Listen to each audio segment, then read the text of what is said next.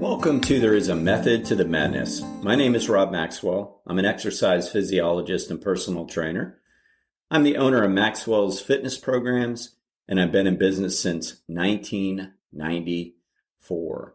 The purpose of this podcast is to get to the real deal of what really works, to talk to you about the science, about the experience, so we can figure out what we all need to do to take advantage of this beautiful exercise and health and wellness industry that's out there. But how do we take advantage of it? So we're going to be doing some talking today as usual.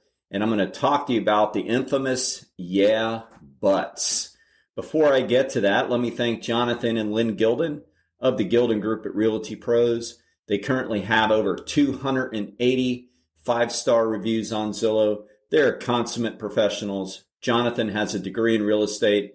Lynn, his beautiful bride, has a master's of business administration.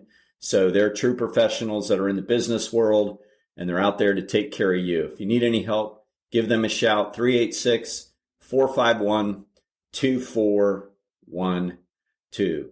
You know, as I say in the opening, I've been doing this since 1994. That's a long time.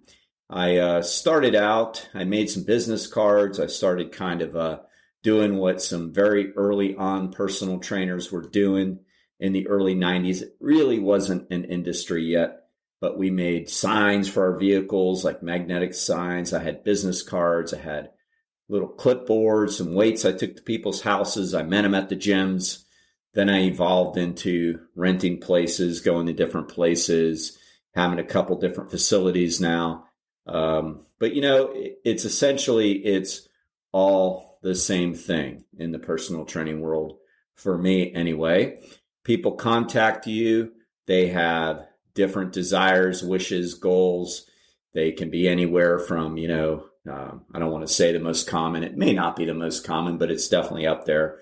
Weight loss / toning up, improving their definition, having their muscles look better, that kind of ballpark. Could be like serious obesity, people that really, really, really need to drop a lot of weight for health reasons, for psychological health reasons. A lot of different orthopedic injuries through the years, prehab, I like to call it, and rehab, different forms of knee injuries, hip injuries, ankle injuries, shoulder injuries, different types of handy-capable people through the years with various things that may take away their ability to walk. Cardiac disease, pulmonary disease, different illnesses. And then there's sports. There's been all different kinds of sports to train people for, ADLs, senior living. A lot of different areas that we all in my industry have dealt with, continue to deal with. So that's kind of like how it works as far as people reach out and I meet them depending on where I've been in my career. And we talk about whether it's going to be a win-win or not, if it's something I can help them with. And from there, build a plan and get going. So a lot of experience with working with a multitude of different people. So, if it were me and I was out there, I talked about this. It's going to go in an email tomorrow as the email launches. Actually, as you get this, it'll probably be the same day. But I talk about in the email going to the source. Go to the source. Like, go get your questions answered by the people who should be answering them. Go directly to the source. I don't want to ruin the punchline of the email because it took me a little bit to do that. But basically, it's about going to the source. But today's message is a little bit different in this podcast. It's about going to the source and listening to the source. So, take my business, my personal training, exercise physiology business. Let's use this as an example. Again, since 1994. So that's 30 years of doing this without having to go get another job. So that means I've been successful enough to build a strong business and maintain it. So I've got to be doing something right, right? I mean, if I wasn't, I wouldn't be in business this long. I mean, you take any business and that's going to be true. And, I've been in this facility I'm at now since, I don't know, I think I've been here about 12 years now. Might be the longest place I've ever kept my business. It's worked out good. It's centrally located. It's a good little location. But, my neighbors that I've had in here since I've been here, gosh, I think it's 2. I don't know how many units are in here, 60, 70, but 2. So Musul Arts, karate studio, next door to me or 2 doors down. He's been here since I was here. And then Cheryl, who does men's haircuts up in the front. Maybe Dr. Lockendower, I think his name is. Yeah, he's a good chiropractor. But anyway, he might have been here when I got here, but that's it. I mean, I've seen so many businesses in this facility come and go. Like the majority, there's 3 or 4 of us out of say 60. I mean, gosh, just next door to my left alone, if I'm facing the parking lot, I can't tell you how many businesses I've seen in that little place. I mean, it's incredible. So, am I saying they all did something wrong? No, not necessarily. But like, if somebody stays in business a long time, they're doing something right. So that's the place I want to go, no matter where it is. Like my accountant's been doing my taxes for probably 25 of the 30 years or something like that I've been in business. I mean, she's great. I mean, there's a reason she's been in business that long. And, she's a little bit older than me. So, I don't know. What am I going to do when she retires? How do you find somebody that good with that kind of experience? Because that's ultimately what you want, is the experience. So when we go to the sources, it would make absolute sense that we listen, that we take the advice, that we do it, that we trust the advice.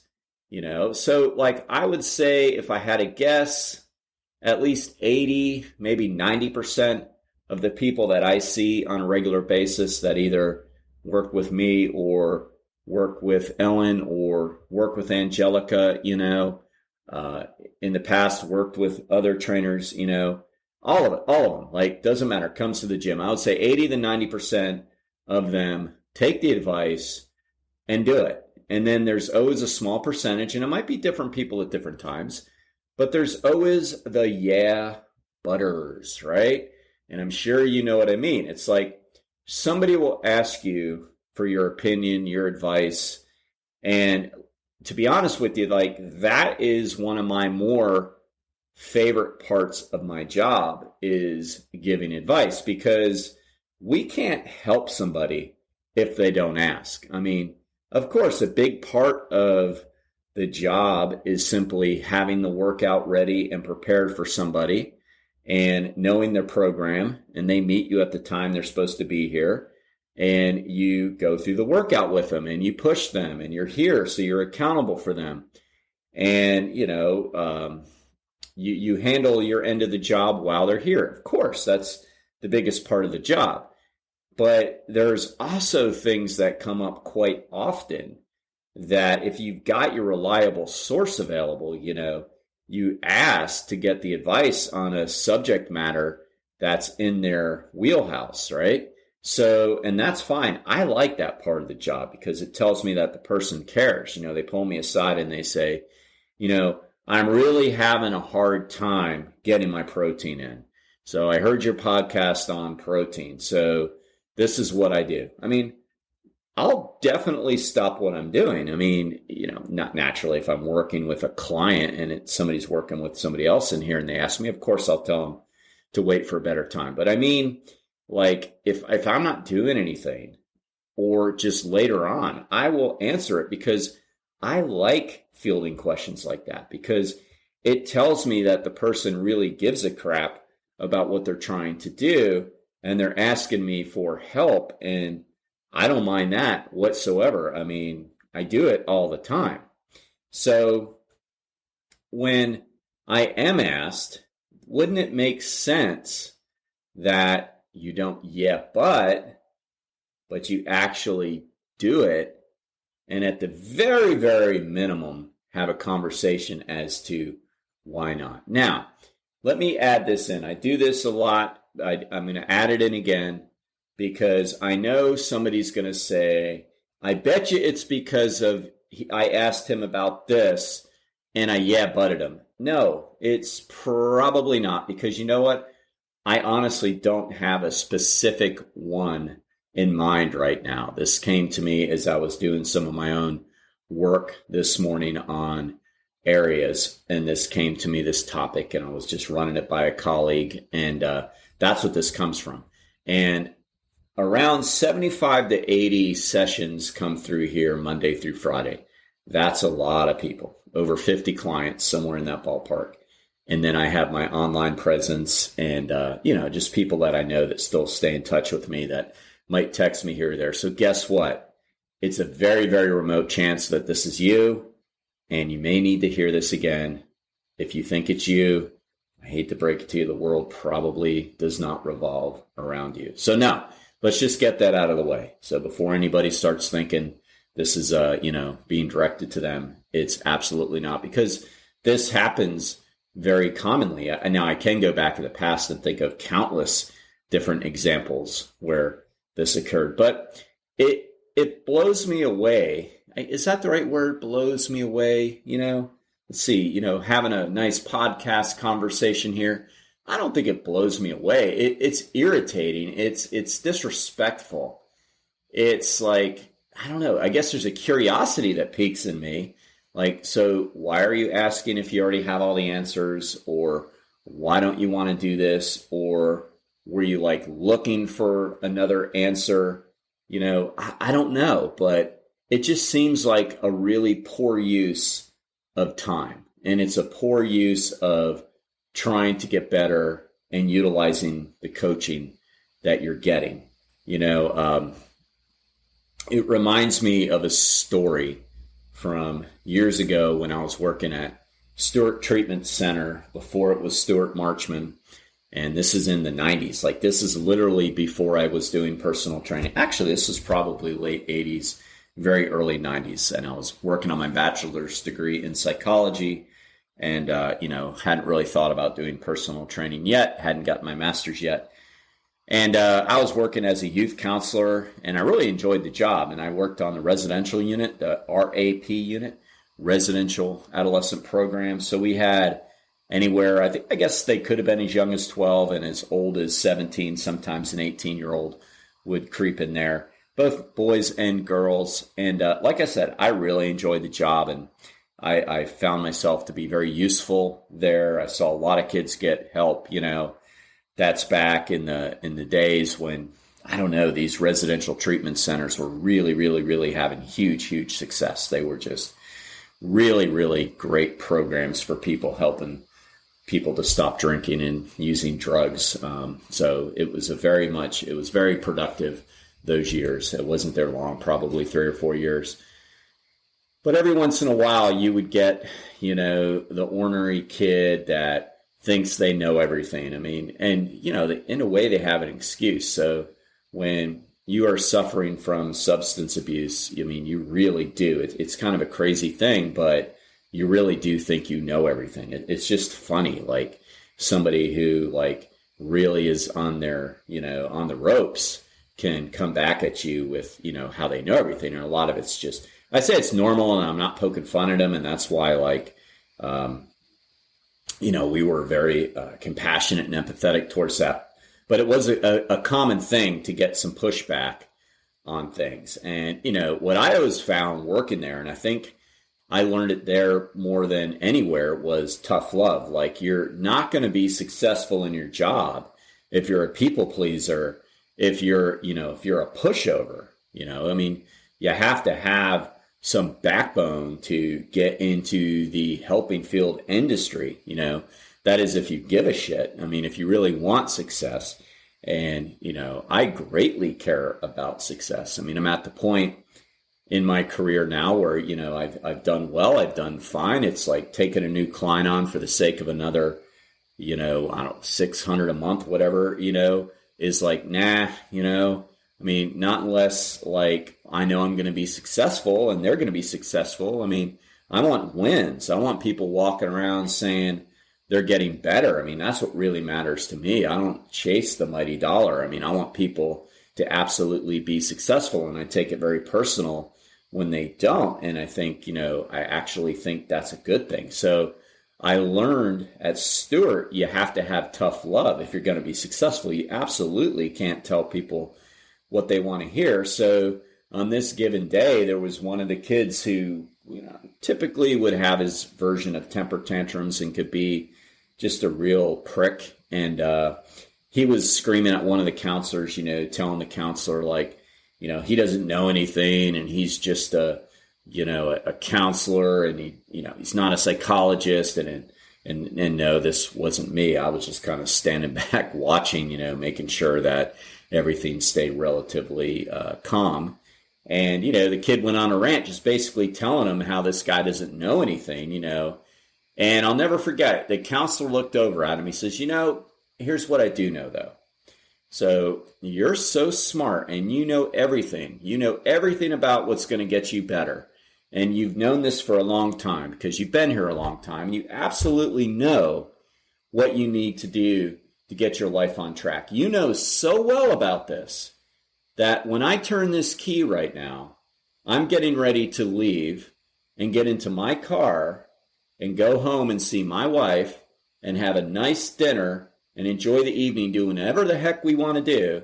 And when this steel door closes, you're going to go back in your paper slippers with this door closed and be told what to do by people who don't know what they're doing for the next 3 months. That's how little I know, and that's how much you know.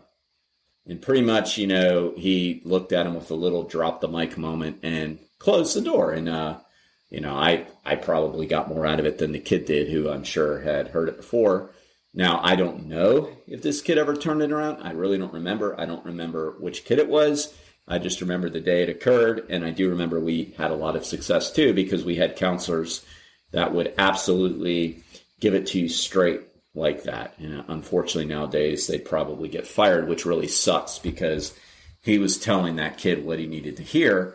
And the only way that kid was ever going to turn it around was to hear that because, life can not be overly nice and you better hear the truth or, things aren't going to work out well for you. So in this same realm, if you've battled getting into shape, if you've battled, say, yo-yo dieting, and that's typically more of the client that I see the yeah buts out of a lot. Like the people who have gotten themselves morbidly obese and for health reasons decided they really needed to do something and they were willing to do anything you told them to lose the weight. It's not really them. Like they tend to do what you really need them to do in the same way somebody who has injured a limb, like a knee or a hip, a shoulder, whatever, ankle, and they've been in a lot of pain and they trust you and you tell them this is what they need to do, they tend to do what you tell them to do.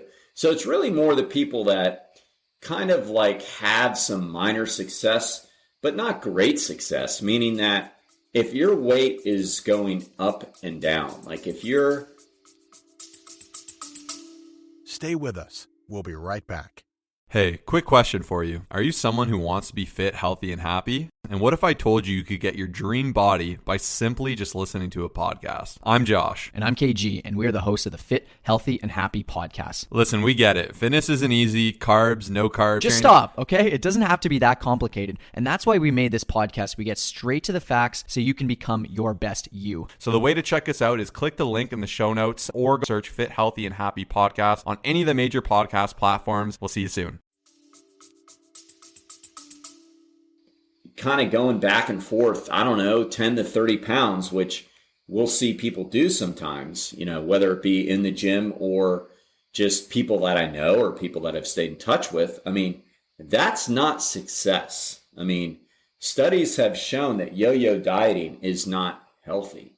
Like, one of the better things we can do for our health is get to our ideal weight and maintain it. Like, that is so important. And like, that's one of like my big goals all the time. I'm like, just maintain a lot of what I'm doing. Like, it's so important. And so many people don't understand the value of that. If you maintain what you're doing and hold on to it for weeks, months, and years and look back, I mean, that's one hell of a great track record right there. And then all the good that comes from that because you've been able to do that. So that's huge. If that's not happening for whatever reason, then, you honestly have absolutely no reason to be questioning the advice you're getting. So, the yeah butters will say, I tried that, but I saw online that, I really should be counting the amount of carbohydrates I'm doing. And I'll literally just look at somebody and go, so why are you here? Like, if you know so much, why are you asking me? Or, why are you asking me this question right now? Or why are you even training? Like, if you know, are you just like trying to throw it out there and see if it sticks? You're just trying to see if I'll agree with you and tell you what you want to hear? Like, I don't know. I guess I just don't understand that a whole lot. And I'm just, like I said, having a conversation with you. Let's see what we can pretend there's just, I don't know how many people listen to this. We get 40 downloads a week or something like that. So let's say I'm talking to 40 of you out there, why do we do it? I mean, if you could answer, that'd be awesome. I could sit here and go, oh, okay. So, why do people do that? Do they really know the answer deep down that you're going to tell them? They just don't want to do it? Are they like, really think they know more than you? I don't know. Do they really think they saw something on social media that's only like a small segment of the real information, and all of a sudden that makes that person an expert and then makes the person who's talking about it an expert? I don't know. I mean, it kind of baffles me how many people have become experts in so many things since social media has blown up. I mean, I don't know what year Facebook really took off. It's way different than when I first remember it coming in, where people could just stay in touch with people that they know. And I mean, that was cool. But like nowadays, there's livings that are made on it. There's careers of people making good money, and that's all they do is influence. But like, ever since, I guess, social media really started taking off, I mean, everybody is an expert on everything. I mean, why do we need social engineers anymore if everybody completely understands how highways are constructed and, the processes involved in drawing up new streets and traffic lights? I mean, talk to somebody they know because they saw it on social media. Or, why are there even physicians anymore if everybody knows exactly the truth behind COVID-19 and all this kind of stuff because they saw a blip somewhere somehow that told them something? I mean, isn't that like kind of crazy that people just think they're like experts on absolutely everything because they saw a small tidbit of information out there that people that have had PhDs or MDs or, whatever the degrees are to really research topics. I mean, they're not out there most of the time influencing on social media. So, if you really want like expert opinion, you kind of have to go to the experts, which is the whole idea. So like, is it that people are just like ask the experts anything, and we just want to go and get quick information from social media? Like, I'm really not sure. I don't know what it comes from. And I must say this isn't new since social media, but I do think the yeah butters have come out a little bit more since, because they just see so much information like all the time. I mean, I know that the diet industry can be confusing. It's a multi-billion-dollar industry that sends out new messages all the time. But that's not like the true nutritionists. Like, that's not the doctors. That's not the people that really have the information. It's the food industry. It's the diet industry. That's different. That's not really the experts. Those are the people that are selling things to you. And I get it. They're pushing new things all the time. But you do have to be smart enough to understand that you're being sold a bill of goods, right? I mean, gosh, what 1800s, isn't that when the term snake oil first came out? I mean, this isn't new, people. They've been selling stuff constantly for 100 years to people that are going to be simple solutions, simple, easy, quick fix solutions to your problems. You have to be smarter than that. You just can't fall for it. I mean, I would say today that, for dieting, keto is the new snake oil, right? I mean, of course, you do have to do a little more work with your diet with keto than just simply drink this, substance, of course, but it's still bullshit. I mean, it's still like there's no magical diet. You're just going to have to learn to eat less and eat nutrient-dense foods and discipline yourself to really want to do it. I mean, there's no new solution. So I don't know if you're one of them out there and you're listening and you go, well, I do that. So ask yourself why. I mean, to me, this is how I do things. And if somebody is working with me and they don't trust what I have to say, I mean, I would want them to leave. I don't want to work with somebody that doesn't trust me because my advice is just going to go on deaf ears. And it's like, I don't have the time and energy for that. So this is like my advice on that. Or you just kind of like to argue. And then that's a waste of everybody's time too. I mean, that's, I hope people don't go to a trainer or to their psychologist or to their nutritionist or to their MD to simply argue because that's where they can. I would hope people don't do that. So I don't know what the reason is, but I would suggest if you don't want to take the advice of who's ever given you the advice, then either don't ask them or don't go to them. Like, I know when I pick a service, like when I pick a massage therapist, that's easy for me because, Ellen's the best and, she's here. So that's easy. So that's not a good example. If I pick a chiropractor, if I pick a dentist, if I pick my doctor, like all these things are my choices who I go to. Like, I pick them because I like them. And if I don't like them and trust them upon first meeting, I find somebody new. I'm not stuck to have to go. I mean, I just, fired a dentist not that long ago for things I didn't particularly care for. So, I'm going to do that versus waste anybody's time. So like, if you're going to but you're expert, then maybe you should reconsider where you go. All right. So this is, kind of just talking to you, putting a bunch of stuff out there, see what you can gain from it, see how you can become, a little more knowledgeable. So first piece of advice is go directly to the source when you have questions. And second is take the advice. Simply take the advice or don't ask. You will save everybody some time and energy. All right.